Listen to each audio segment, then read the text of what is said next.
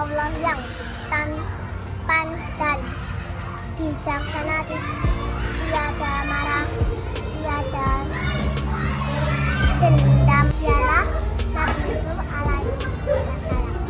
Dikisahkan di sebuah negeri hidup seorang ayah dan juga seorang nabi yang bernama Yakub alaihissalam. Yakub memiliki 12 orang anak. Yusuf adalah anak Nabi Yakub. Yusuf memiliki adik kandung yang bernama Bunyamin dan 10 saudara yang berbeda ibu. Ayah Yusuf sangat dekat dengan Yusuf setelah ibu kandungnya yang bernama Rahel meninggal dunia. Kedekatan Yusuf dengan ayahnya menimbulkan rasa cemburu 10 saudaranya. Suatu hari, Yusuf bermimpi melihat 11 bintang, matahari dan bulan semuanya bersujud kepadanya. Yusuf kemudian menceritakan mimpi itu kepada ayahnya. Ayah, aku tadi bermimpi. Bermimpi apa anakku?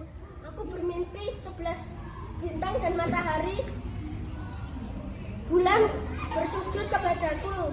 Apa arti mimpi itu, Ayah? Mimpi itu berarti engkau akan diberkahi oleh Allah Subhanahu wa Ta'ala. Nak, jangan kamu ceritakan mimpi itu kepada saudara-saudaramu supaya mereka tidak tergoda oleh setan dan mencelakaimu. Pada suatu hari semua saudara Yusuf berkumpul. Ini tidak bisa dibiarkan. Ayah terlalu menyayangi Yusuf dan memanjakannya. Iya, ayah tidak adil. Apa-apa Yusuf, bukan juga anaknya. Pokoknya kita harus bertindak. Terus kita lihat bagaimana.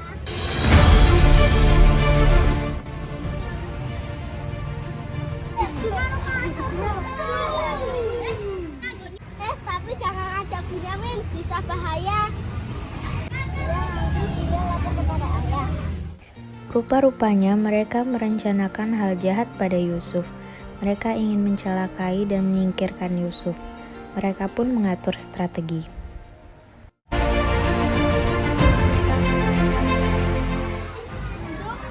Besok kami berburu ke hutan. Kamu ini dia masa di rumah terus. Tapi aku isi ke ayah dulu. Kami akan bantu mengizinkan. Bolehkah aku ikut? Jangan, kamu masih kecil, belum cukup umur untuk pergi ke hutan. Kamu di rumah saja sama ayah. Kalau adikku nanti bisa besar kamu aku ajak. Yusuf pun meminta izin kepada Yakub ayahnya. Dengan berat hati, Yakub pun mengizinkan dan memberi pesan pada saudara-saudaranya. Ayah, aku diajak kakak ke hutan. Apakah boleh? Hati-hati anakku, di hutan banyak buah. Pagi itu mereka pun berangkat berburu. Mereka sudah merencanakan semuanya. Dimintanya Yusuf berjalan paling depan. Dan saat Yusuf lengah, ke-10 saudaranya meringkus Yusuf dengan sangat mudah. Lalu membuang Yusuf ke dalam sebuah sumur di tengah hutan. Sebelum pulang, tak lupa mereka melumuri pakaian Yusuf dengan darah kelinci. Mereka pun tersenyum penuh kemenangan. Mereka mengaman kamu berjalan di depan. Iya.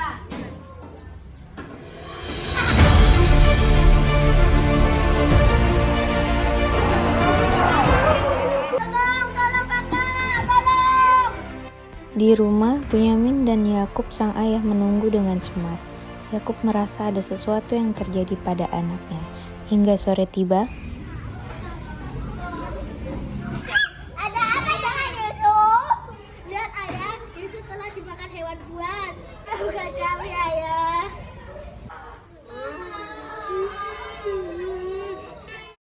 Yakub pun tergugu tanpa kata. Ia hanya bisa menyesal menangis setelah mengizinkan Yusuf ikut berburu, karena saking seringnya menangis membuat ia buta. Siang ini terus sekali aku harus mengambil air. Astaga, ada seorang anak. Wah, anak ini bisa dijual. Tolong! Tolong! Akhirnya Yusuf dijual oleh saudagar itu dan pembelinya adalah raja. Pengawal, lihat anak itu. Baik, Pak Tika. Apakah saudagar itu menjual anak itu? Sepertinya begitu, Pak Tika. Kasihan sekali dia lemah dan tampak sakit.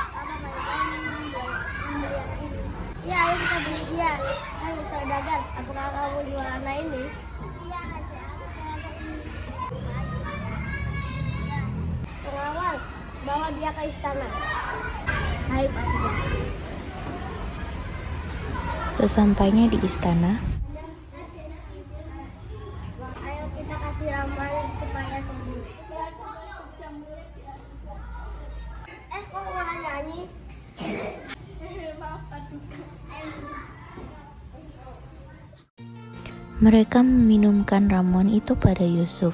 Yusuf pun sembuh. Rupa-rupanya Allah masih menyelamatkan Yusuf. Raja pun memutuskan untuk membawa Yusuf ke kerajaan untuk dijadikan pembantu kerajaan. Berjalannya waktu, Yusuf tumbuh menjadi tampan dan pintar. Hal tersebut membuat Zulaikha kagum. Itu tampannya Yusuf sekarang. Ya, Ratu begitu rupawan. Hati-hati Ratu, nanti Raja bisa mendengar. Tidak apa-apa, aku cuma mengagumi ketampanannya saja. Sepertinya Raja menaruh curiga pada Yusuf. Mengapa begitu? Karena Ratu begitu mengaguminya. Ayo kita masuk ke sana. Baiklah Ratu. Karena Zulaikha terpesona dengan Yusuf, membuat Raja murka. Sayang! Apakah Ratu menyukai Yusuf? Pengawal, mana pengawal? Carakan si Yusuf itu. Baik, juga. Raja pun marah dan menghukum Yusuf. Yusuf pun dipenjarakan. Singkat cerita, di dalam penjara Yusuf sangat terkenal pandai dan baik hati. Tak hanya itu, Yusuf terkenal pintar menafsirkan mimpi. Yusuf dianugerahi Allah mukjizat dapat menafsirkan mimpi. Banyak orang bertanya tafsir mimpi padanya. Dan tafsir mimpi itu selalu tepat dengan apa yang terjadi dengan mereka. Hingga kabar itu tersebar ke seantero istana. Dan pada suatu malam, sang raja bermimpi ada 7 ekor domba kurus memakan 7 ekor domba yang gemuk. Raja sangat penasaran dengan mimpinya. Ia ingat bahwa Yusuf bisa menafsirkan mimpi semua orang. Maka ia pun memerintahkan pengawal untuk membawa Yusuf ke hadapannya. Hai Yusuf, aku bermimpi ada 7 ekor domba. Kak kurus mau makan 7 ekor domba yang gemuk. Apa arti dari mimpiku? Kalau bisa menafsirkan mimpiku, akan kuangkat jadi penadan mimpiku. Baiklah Pak Duka, mimpi Pak Duka artinya bahwa akan ada 7 masa subur yang akan terjadi dan ada 7 masa kekeringan yang akan melanda di negeri ini. Apa nasihatmu untuk hal ini? Saat 7 masa subur itu perintahkan pada semua rakyat untuk menyimpan hasil panennya untuk persiapan menghadapi 7 masa kekeringan sehingga saat paceklik datang mereka tak lagi kelaparan. Baiklah Yusuf, kau sungguh bijaksana. Sesuai janjiku, kau akan kuangkat jadi penada menurut kerajaanku. Mulai saat itu, Yusuf pun menjadi pejabat kerajaan. Dan apa yang diprediksi Yusuf benar-benar terjadi. Yusuf mengerahkan rakyat untuk berhemat dan menyimpan hasil makanan dengan baik. Membuatkan lumbung makanan sebagai persediaan saat paceklik melanda. Dan masa paceklik pun itu tiba. Bahan makanan kita sudah habis, wahai suamiku. Bagaimana ini kita sedang kekeringan, aku tidak bisa menanam apapun. Ayo kita coba pergi ke kerajaan saja. Baiklah, ayo kita pergi. Sepertinya di sana sedang ada pembagian bahan makanan. Ayo. Negeri tempat Yakub dan saudara-saudaranya Yusuf tinggal juga mengalami kekeringan. Namun sayang, raja tempat mereka tinggal tak memiliki persiapan. Yakub dan anak-anaknya mengalami kelaparan, hingga mereka mendengar bahwa di negeri seberang berlimpah makanan karena dipimpin oleh seorang perdana menteri yang bijaksana.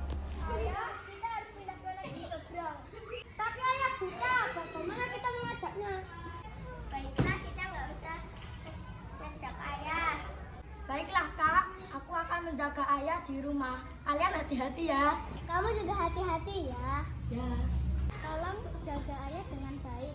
Ya, Kak. Semua warga di negeri itu pergi ke istana dan mendapat bahan makanan. Raja dan Perdana Menteri sangat baik. Iya, betul sekali. Akhirnya kita mendapat bahan makanan. Bersyukur sekali kita memilih raja yang bijaksana. Iya, beruntung sekali kita di negeri lain tidak ada hal seperti ini. Ayo kita kembali ke rumah.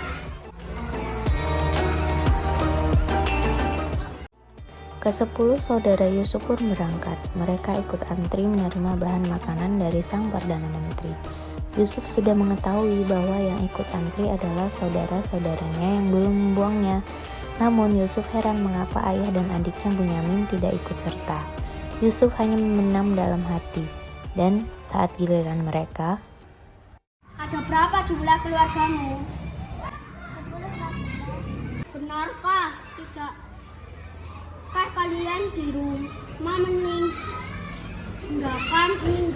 anggota keluargamu yang lain? Kalau kalian bohong, kami tak segan-segan menghukum kalian dengan hukuman yang berat. Baik, Paduka, kami ada 12 orang.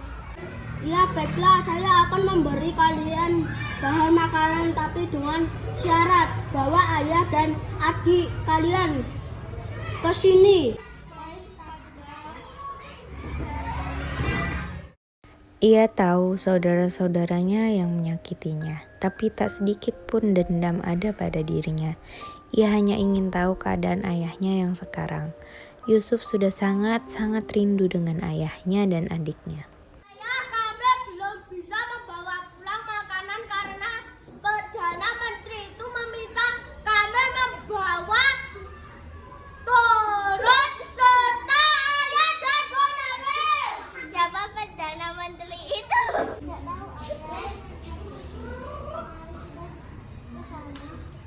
Akhirnya Yusuf bertemu dengan ayah serta adiknya. Saudaranya yang lain meminta maaf kepada Yusuf karena telah berbuat jahat pada saat Yusuf masih kecil. Dengan kerendahan hatinya, Yusuf pun telah memaafkan kesalahan saudaranya. Mereka pun akhirnya berkumpul kembali. الله ربي والإسلام ديني ومحمدا رسول الله